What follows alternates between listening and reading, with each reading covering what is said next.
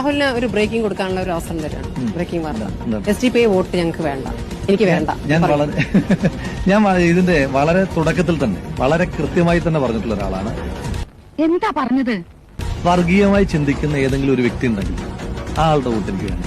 അത് ഞാൻ വളരെ കൃത്യമായി, അല്ല ആരും ആയിക്കോട്ടെ, ആളുകളാണല്ലോ വോട്ട് ചെയ്യാൻ പോകുന്നത്, സംഘടന മാത്രമല്ല. തണുപ്പാണ്. അപ്പം ആളുകൾ താങ്ക് യു. ഇന്നത്തെ ലഞ്ചാട്ടോ. പ്രധാനപ്പെട്ട ഉത്തരത്തിൽ നിന്ന് പോകരുത്. വേഗം പറയൂ. SDPIയുടെ വോട്ട് വേണോ? അല്ല, ഞാൻ വളരെ ഞാനിത് പേര് പറഞ്ഞു. SDPIയുടെ വോട്ട് വേണോ? കൃത്യമായിട്ട് ഈ വിഷയത്തിനകത്ത് വളരെ കൃത്യമായിട്ട് തന്നെ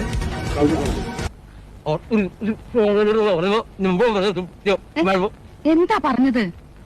അപ്പോ അവള് പറയാനേ അടുത്ത എന്താ പറഞ്ഞത്? അത് എന്നെയാ പറഞ്ഞത്.